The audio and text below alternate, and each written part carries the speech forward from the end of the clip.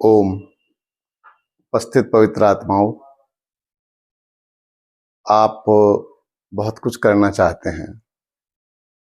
मुझे ऐसा लगता है सबसे पहले अपने ऊपर काम कीजिए, अपने निर्माण पर काम कीजिए।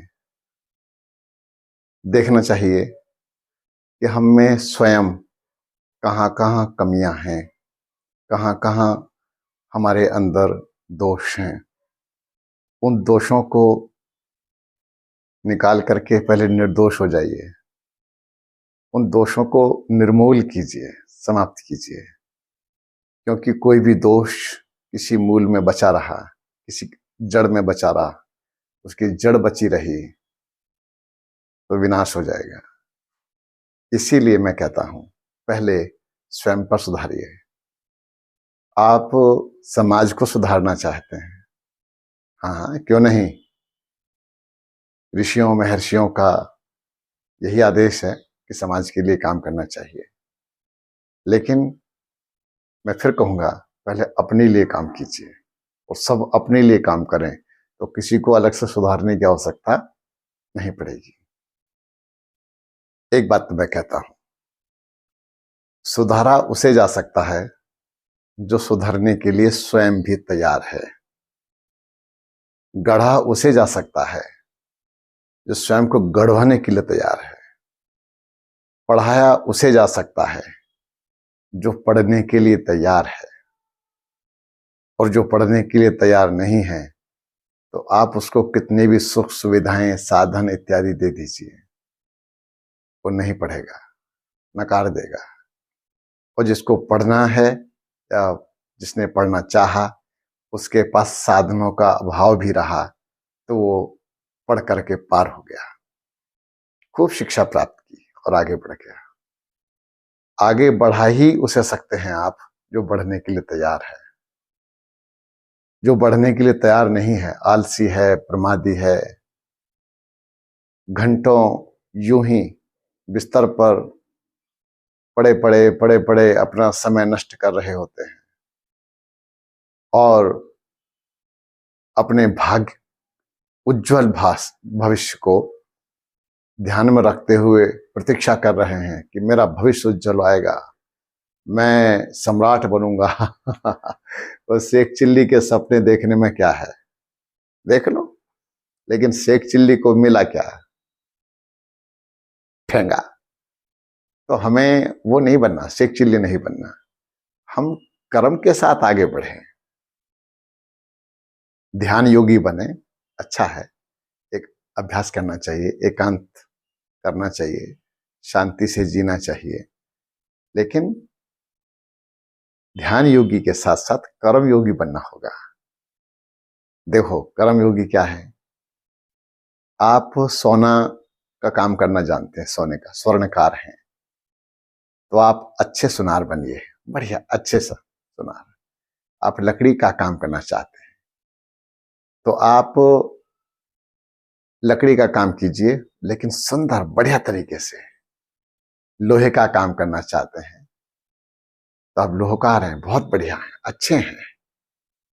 इसी प्रकार से आप जो भी करना चाहते हैं सुंदर तरीके से कीजिए, तो कर्म योगी। और गीता में तो श्री कृष्ण भगवान ने बड़ा स्पष्ट किया, योगः कर्मसु कौशलम, कर्म की कुशलता ही योग है। बताइए कितना सुंदर है। आप गाड़ी चला रहे हैं तो गाड़ी चला रहे हैं तो गाड़ी अच्छे ढंग से चलाइए, सावधानी पूर्ण तरीके से चलाइए। और जब आप इस तरह से चलते हैं, यातायात के नियमों का पालन करते हुए चलते हैं, तो बड़ा आनंद आता है। पुलिसकर्मी सुरक्षा के लिए खड़े हैं कि कोई आपत्ति काल ना आ जाए, आपातकाल ना आ जाए, वो सेवा के लिए खड़े हैं। यदि आप पुलिसकर्मी हैं, कोई भी अधिकारी हैं, तो आप उस दायित्व को पूर्ण निष्ठा के साथ जिस प्रकार से नियुक्त किया गया है उसी प्रकार से आप उसका निर्वहन कीजिए। फिर देखिए क्या चमत्कार होता है, समाज में सुगंध फैलनी प्रारंभ हो जाएगी। तो सभी लोग अपने अपना निर्माण करें। और मैं तो कहता हूं बच्चों के निर्माण पर भी हमें विशेष ध्यान देना होगा। बच्चों का निर्माण दो स्थानों पर मुख्य रूप से अच्छा होता है। अब आप कहेंगे वो कौन से हैं?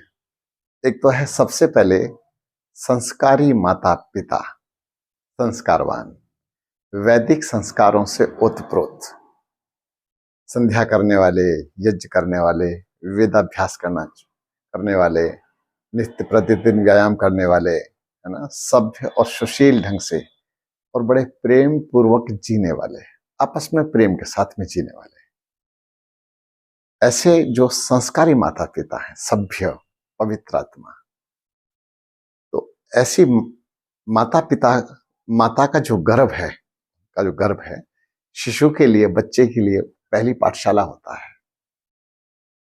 और ये जो पहली पाठशाला है, ये अद्भुत है। माँ जो कर रही होती है, क्योंकि माँ का ही अंश पूर्ण रूप से बच्चे के अंदर जा रहा होता है। और यही कारण है कि बच्चा जब बड़ा होता है तो एक ऐसी छवि लेकर के आता है, बहुत अद्भुत, विलक्षण प्रतिभा, विलक्षण छवि। तो माता निर्माता भवती, माँ निर्माण करती है अंदर कि मेरे शिशु पर, मेरे बच्चे पर किसी प्रकार का गलत प्रभाव ना पड़ जाए। गांव में कहते हैं कोई काली छाया ना पड़ जाए, उसे बचा के रखते हैं। तो बहुत अच्छा है, बच्चे का निर्माण बड़ा अनिवार्य है। और जब बच्चा 8 वर्ष का हो जाता है, 8 वर्ष के बाद उस बच्चे को गुरुकुल की हवा खिलाते हैं। गुरुकुल में पूर्ण संस्कारवान बनाने के लिए, उसको निर्दोष रखने के लिए, दोषों का उन्मूलन करने के लिए और उसे सुयोग्य व्यक्तित्व बनाने के लिए, एक अच्छा प्रखर विद्वान, धर्मात्मा, सत्यनिष्ठ, परोपकारी, वेदों का ज्ञाता और महान वैज्ञानिक, और मैं कहूंगा महान आध्यात्मिक व्यक्तित्व, ऐसे व्यक्तित्व का निर्माण ये कितना अनिवार्य है। और जब गुरुकुल से आता वापस, तो वो अलग प्रतिभा को ही लेकर के आया करता। तो ये 2 स्थान मैंने बताए। अब माता का जो गर्भ है वो तो एक ही जैसा है, लेकिन विचारधारा माताओं की बदल गई, बहुत बदल गई। अपनी सनातन संस्कृति से ये कोसों दूर जा रही हैं माताएं। और जो नई नई माताएं आती हैं, जो बच्चे विवाह, लड़कियां विवाह करती हैं, इनको बहुत बहुत चीजों का जानकारी नहीं है, बहुत विषयों को ये नहीं समझती, बहुत बहुत कुछ अलग से समझती हैं, लेकिन जो मूल विषय है, जिससे वास्तव में अच्छे चरित्र की छवि दिखाई देती है, उस छवि उस छवि की प्रतिभा वो उनके पास झलक नहीं आती। हाँ, कुछ ऐसी बच्चियां हैं, विदुषियां हैं, जो बेटियां गुरुकुल में पढ़ रही हैं, वो अलग ही प्रतिभा की धनी होती हैं। मैं ये नहीं नकारूंगा कि स्कूल में, परंतु स्कूल में सह शिक्षा और एक अलग ही परिवेश है, ये अलग ही ढंग का वातावरण है, तो ये बहुत अनिवार्य है। तो मैं समझता हूं बच्चियों को भी, बच्चियों के गुरुकुल में, अच्छे गुरुकुल में छानबीन करके अच्छे गुरुकुल में भेजना है। अपने पुत्र को उसके सर्वांगीण विकास की दृष्टि से गुरुकुल में भेजिए। तो जब ये आगे चल करके माता पिता बनेंगे, तो ये वही होंगे जिसके मैं अभी चर्चा कर रहा था। हो गया कल्याण। पर ये कठोर निर्णय लेना पड़ेगा। समस्या एक अड़ गई है आपके सामने। आप बच्चे को सीधा जर्मनी भेजना चाहते हैं, इंग्लैंड भेजना चाहते हैं और गर्व करना चाहते हैं कि हमारा बच्चा वहां पर है। अच्छी बात है, पूरे संसार में हमारे प्रतिभावान बच्चे होने चाहिए, लेकिन प्रतिभावान होने चाहिए, बच्चे होने चाहिए। आपके यहाँ बच्चा है तो बहुत ध्यान रखना होगा आप लोगों को, नहीं तो समाज में हम गति नहीं कर पाएंगे। एक मार्ग अवश्य खुल जाएगा जिसे कहते हैं दुर्गति। दुर्गति का मार्ग प्रशस्त नहीं करना है, सदगति का मार्ग प्रशस्त करना है, और हमें एक अच्छे समाज की रचना पर ध्यान देना है। हम अधिकांश, ये हिंदू है, ये मुस्लिम है, ये सिख है, ये ईसाई है, ये आपस के तनाव को लेकर के ही बड़े प्रभावित हैं। इस प्रभाव से हम थोड़ा सा उभरें, ऊपर की ओर आए और अपने निर्माण पर विशेष ध्यान दें। अपना निर्माण नहीं तो समाज का निर्माण नहीं।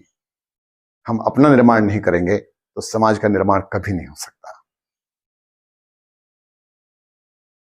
तो मैंने कुछ बातें बस यूं ही मेरे मस्तिष्क में आ गई थी, आपके समक्ष रखी। हाँ, चलते चलते एक बात और, जिनको आपके आश्रय की आवश्यकता है, जो आपकी ओर लालायित दृष्टि से देख रहे हैं, थोड़ा उनका भी ध्यान रखें। इससे समाज आगे बढ़ता है। आपको परमात्मा ने साधन दिए हैं तो उन साधनों का सही मायने में सदुपयोग करें। गुरुकुलों में बच्चे पढ़ रहे हैं तो उन गुरुकुलों में पढ़ने वाले बच्चों के आप सहायक बने। अधिकांश गुरुकुलों में निम्न परिवारों के, हल्के परिवारों के बच्चे होते हैं।